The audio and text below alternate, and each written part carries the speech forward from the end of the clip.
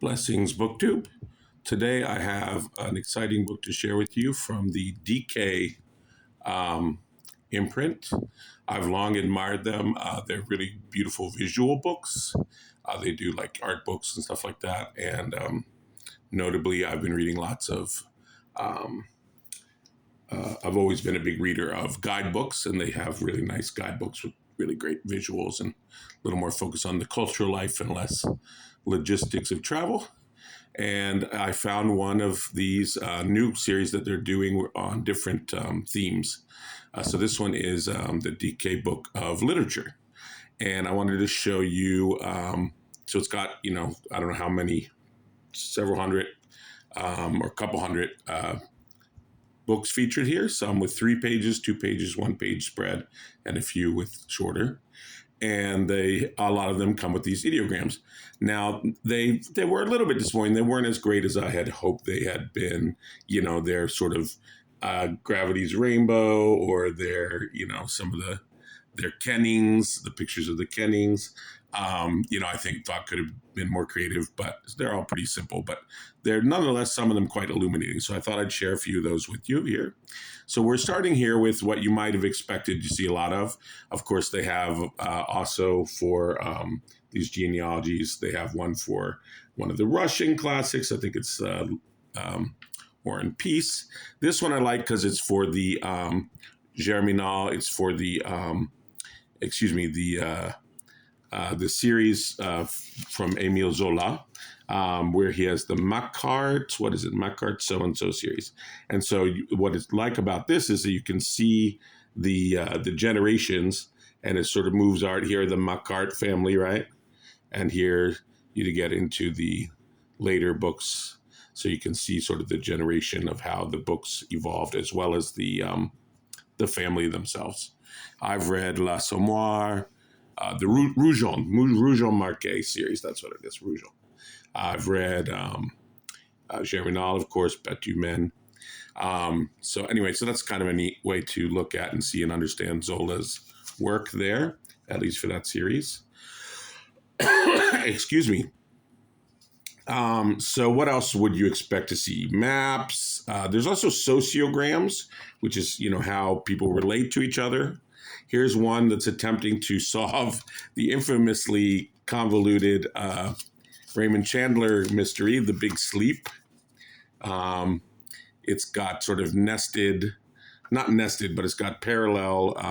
They're not really parallel either. It's got really almost contrasting narratives going on.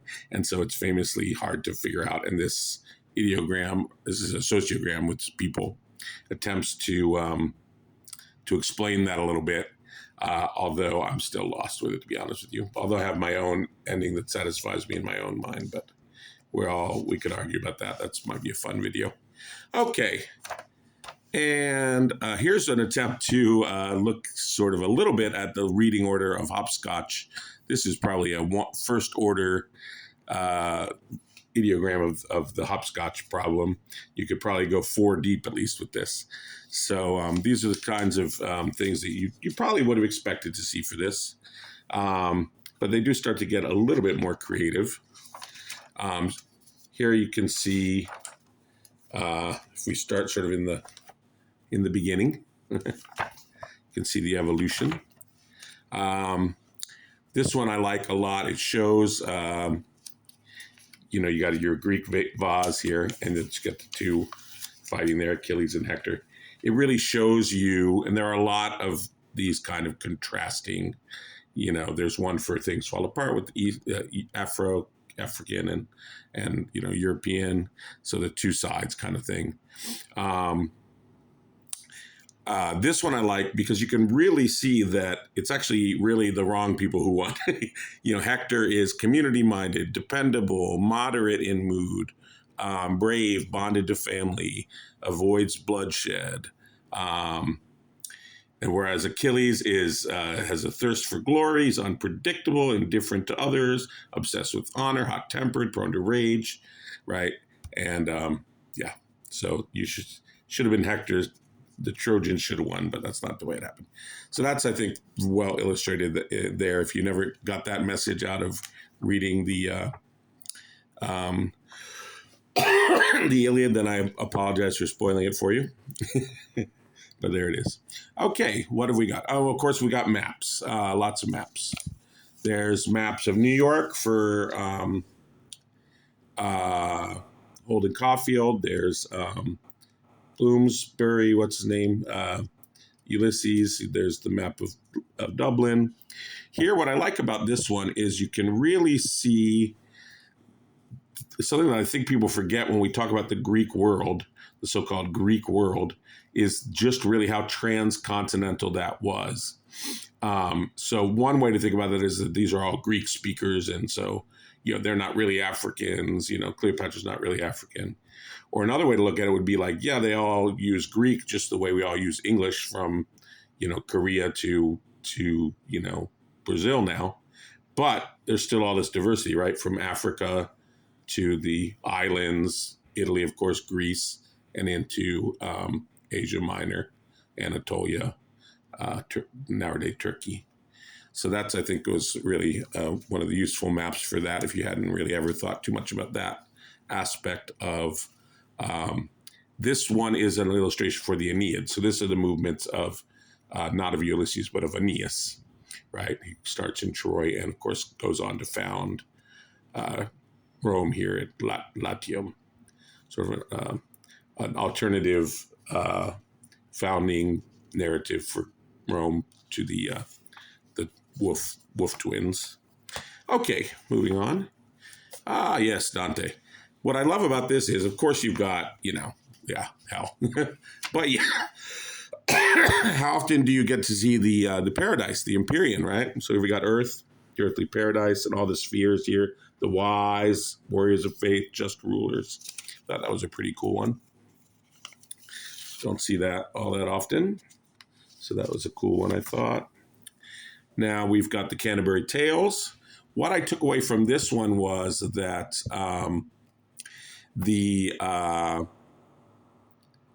so you've got all these different clerical, by which I mean church-related people on the pilgrimage, and in society. Then there were a lot of different church-related jobs. I'm not surprised, of course, to find some summoner, pardoner, these sort of itinerant people going around, right, on the lower class. But I was really surprised to not really see any in the middle class, unless clerk, which I always took to be a church clerk, but here is under the commercial category, sort of the second rank after aristocrats and nobles. So I guess really the middle class, there's none. The virtuous poor, you have the parson. So he's just, lower class but virtuous. But there's none in commerce, none in guilds, of course. And so that means the rest are all nobles. Now, of course, that doesn't surprise me with the prioress. So this would be the head of a nurse, a nunnery, whatever you want to call it. But the monk and the friar, that did surprise me, especially the friar. Some monks, some monasteries got quite wealthy and stuff, but the friars are a little bit different. But anyway, they're all in the aristocrat category here, if we can believe this DK book here. So that was interesting to see the hierarchy of the Canterbury pilgrims. Okay, we're going to come back to some of these movements here. Stick with the individual books.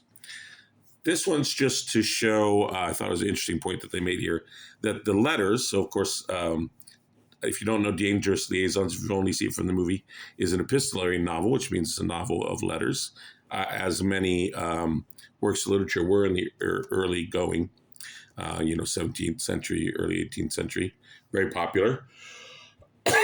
But what this highlights is that these letters also act as actual props, in the actual narrative. So the letters themselves, the physical letters, get passed around. And that was pretty interesting sociogram there between the various characters. All right, let's skip that one as well as another movement. Here we go. Gonna slide this one over here. All right, now this one won't surprise you.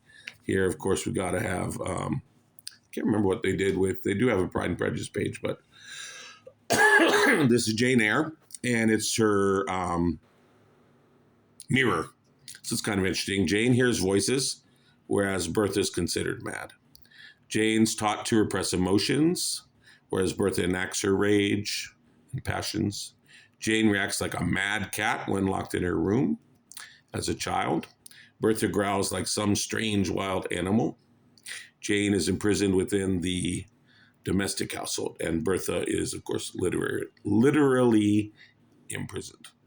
So that was a fun way to show that with the mirror. Wonderland. Okay, so what this one is trying to say is that everything's topsy-turvy in Wonderland, or Through the Looking Glass. So you've not just got Alice, the scale of Alice, of course, being huge or being tiny, all to do with children growing up, of course, typical anxiety of fairy tales. You've also got the inversion of behavior. So characters are very rude, where you would expect them to be welcoming, hospitable, polite, things of that nature. Justice, right? The queen is, you see the perversity of power here, prevailing over fairness. It shows how children can experience power as kind of arbitrary. They don't really understand. Then the animals, of course, they have, in some cases, more human characteristics than the human characters. You got the mad doormat, the mad hatter, and the, I guess he's not an animal, but you got the dormouse. You've got, and then famously, of course, the late rabbit. Time here is also shown with the little clock there. I'm late. Okay, here we've got a nice one for Crime and Punishment. So all the motives, right? Raskolnikov's motives: poverty, justice, power, displaced vengeance, irreligiousness, madness. I'll just read a couple here. So displaced vengeance. He resents his mother for restricting his psychological development and associates the old woman with her mother and kills the former in an act of unconscious transferred revenge. Irreligiousness. He lacks belief or any moral framework and hopes that through punishment he will find redemption. So sort of a perverse desire to be chastened. Sort of like what drives the business of many Fifth Avenue madams and dominatrixes, right?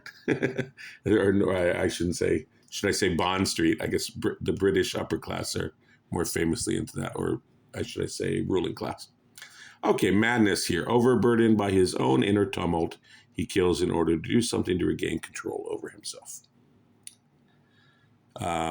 Justice is interesting. He believes he's doing society a favor by eliminating the evil old woman. She's a moneylender. Power, he wants to see if he's a Superman. Poverty, he feels he needs the money, right? He deserves it more. He'll use it better. This sort of stuff, right? The usual. Okay, we'll come back to that one as well. All right, now this one is to talk about the transformations in the metamorphosis beyond Gregor himself.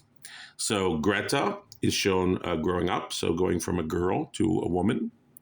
The family as well undergoes a metamorphosis. They're very hopeless in the beginning, economically especially, and then of course going on to being hopeful in the end. So there's that one. Okay, now this is going to be the Magic Mountain. Yeah. So this is interesting. I have sort of a bit of a quibble with this one. So the middle says that Hans Kastrup is a blank slate. By the way, in the cut up of the whale in Moby Dick, they cut him up into what he represents, the different characters, money, threat, nature, power, God, of course. There's also a middle section that they call the blank slate, which I thought was interesting. But I kind of argue that Hans Kastrup is more than a blank slate. But assuming he's a blank slate, all these sort of identities graft onto him, right? The various other people that he encounters in the sanatorium. So Leo Nafta stands for radicalism, rationality, religious fundamentalism. Claudia Chocha is love, sex, and sensual pleasure. Joachim Ziemsen is faithfulness, duty, committed, uncomplicated response to life. Mifnir Pierre Percorn represents hedonism, the pleasure principle, superiority of emotion over reason. And then Lodovico Settembrini, the one that I most remember, represents humanism, intellect, and the rational virtues, values of the Enlightenment. All right, so this one I left in just because, like a lot of these, you see, like they didn't do much great with the beat thing. That's not really interesting. But there is a picture of the original roll, the scroll that he wrote it on.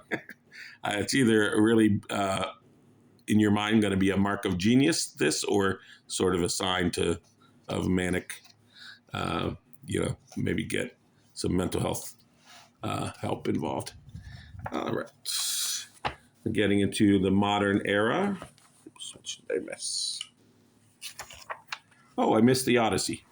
So yeah, this is, I won't read this one. It's just side by side of the Odyssey with James's Ulysses.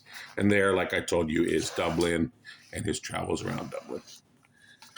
Okay. So here, getting towards the end here, modern lit. We've got sort of the nesting narratives here of The Blind Assassin, Margaret Atwood. You got a first level narrative, Chase Griffin's memoirs, which she reconstructs the past and reevaluates her own life and that of her sister. You got the second narrative, which is a novel called The Blind Assassin, which is ostensibly by Laura Chase and tells the story of a political fugitive and his socialite lover. And then this third narrative is this dark science action fantasy about a blind assassin and a mute sacrificial virgin. Oops. All right. So we're going to